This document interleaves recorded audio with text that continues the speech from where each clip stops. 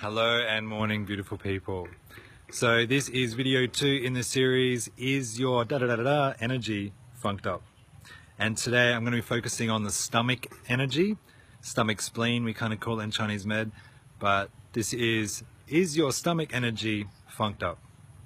So before I go on, I just wanted to touch upon that I covered some of the fundamentals in the previous video about the liver. So I recommend, if you haven't seen that, to go back and check it out. So let's get into it. Let's talk about the stomach energy and what are the signs and symptoms of good stomach energy and stomach energy that's funked up. So the first thing I want to focus on is, if your stomach energy is funked up, there's no muscle tone. Muscle tone and muscle health is strongly related to stomach energy in Chinese medicine.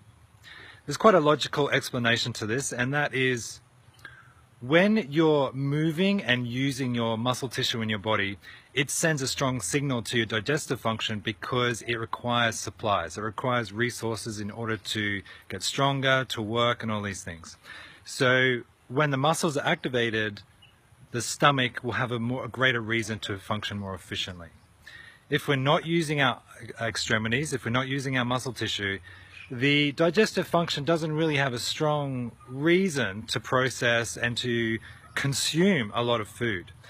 As long as it's keeping the basic organs or the main organs functioning, the brain functioning, you don't really require that much food to make that, to allow that to happen. So the obvious connection as well is that we are the most sedentary generation that has probably ever existed on the planet. Never before have we required or designed a lifestyle where we don't move much. And this is creating an epidemic of energy, or stomach energy, that's funked up. In extreme forms of stomach energy that's funked up, we've got obesity, we've got type 2 diabetes, which is also at epidemic proportions these days. So there's a strong connection between sedentary lifestyle and digestion. I would say that that's the most important connection, even more so than what types of food people are focusing in on and diet. Diet is important, but moving the body is more important. And the diet is something that's complementary to an active lifestyle. I would say that, just because I sort of want to throw a bit of a stronger teaching in there as well. So another sign and symptom that your stomach energy is funked up is that you've got lots of intolerances, allergens, and you're very highly sensitive to most foods. That's generally a sign that the stomach energy is funked up. And what you'll find actually is, and what I've seen in myself and in many people I've worked with, is that when you build up your stomach energy so that it's strong, your digestive function becomes strong, your chi overall becomes strong, your blood becomes strong, you become more tonified, we call it, is that a lot of the allergens and the sensitivities will actually just dissolve. The main reason those allergens are there is because there's a weakening of the digestive system, that it becomes too sensitive and then becomes reactionary to most things going in. So, of course, reduce the foods that do create problems. However, at the same time, work at building your stomach energy so that in time you can actually probably dissolve most of them. It's not a lifelong sentence, allergens and intolerances, which many people can subscribe to. It's simply a condition, it's a sign and symptom of a weakness in the system, basically. And if you correct the weakness, the symptom will dissolve. So how to correct it? Well, the first one I mentioned is muscle tone, and this means resistance training, strength training, exercise. You want to activate your body more and more. And if you focus more on muscle tissue, it's going to really strengthen up your digestive function. So that's the first way, is through exercise. The second way is through, and this may not be so commonly accepted through many of the kind of health fad dieting kind of things going on at the moment, But in Chinese medicine and Ayurvedic medicine, we always focus on well-cooked food, warming, well-cooked food, like kachari in Ayurveda, soups, stews, easily digestible foods. This is because, there's a simple explanation to this, is because the body is generally accepted to be cooking at about 38 degrees Celsius. Inside the stomach, it's more likely to be much higher than that. It needs the food to be at a certain temperature, or well cooked, quite warm, in order for it to be absorbed into the body easily.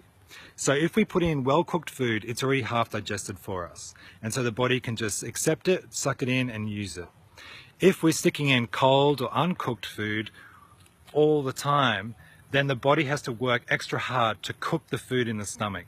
So you're either cooking the food out of your body and then eating it, so it's easy, or you're eating it uncooked and then your body has to do the work and cook it. So if you're eating the uncooked food or the cold food, it uses a lot of energy and a lot of qi and blood to cook the food and to actually get the nutrients from it. So it's a very inefficient way of getting nutrients into your body. Now everybody's different, so everybody's got a different ability to cook food in their stomach at different levels according to metabolism and digestive fire, and breathing actually has a massive part on how much cooking your body can do. So, but for generally, and for those people that do struggle with stomach, if their stomach energy is funked up and they do struggle with digestion, generally we would say eat well cooked food, so you're taking the pressure off the stomach to absorb and to work. Once the stomach gets stronger and stronger, then you can put in less cooked food, or you can experiment more with your food because your body can handle it. But if you're in a weakened state, that's why traditionally, what do they call it? Just like soup, eating soup when you're sick. The reason being is because it's just so easy for your body to absorb. It doesn't have to use any energy to do so. So that's going to be helpful as well. And warm drinks like tea and stuff is also helpful for digestion. Cold drinks like cold smoothies can be hazardous. Even though they're promoted as healthy, if they're cold and they sit in your guts, it's not good. It's not good for your stomach energy at all. So that's number 2, eat well cooked food. And the last thing I mentioned in another video recently, is that routines tends to help stomach energy. So eating at the same time every day, going to bed around the same time every night, getting up at the same time every morning. Those kinds of patterns, that routine, the stomach, digestion, and the earth element tends to really like that. So routines will also help digestive function. And I just want to finish on this bit, is the mental associations with stomach energy that's funked up. If your stomach energy is funked up, there's a tendency to overthink and over worry. The mental energy is kind of out of control. So there's a connection as well. Those people that tend to overthink can damage their digestion from overthinking, actually. And over worrying can change and mess your digestion. For example, if you're angry or agitated or emotional and then you try and eat, it's actually not good for your digestion to eat when you're feeling emotional, because there's a connection there. Those people that do have strong energy, stomach energy, tend to be very calm, very grounded, not overthink, and we call it like nourishing. They're very generous with their resources, they're generous with their energy. It's kind of like a motherly kind of energy, is a very nice earth energy. So that's basically it. That's what I wanted to cover in this video, is the first one being muscle tone.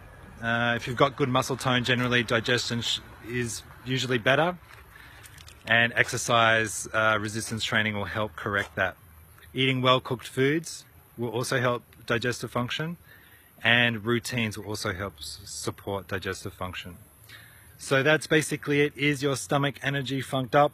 If you have any questions, let me know. And in the next video, I'm going to talk about the kidneys, which is a massive organ system in itself, and it's a good one to get into. So I'll see you then, and have an awesome day. Signing off.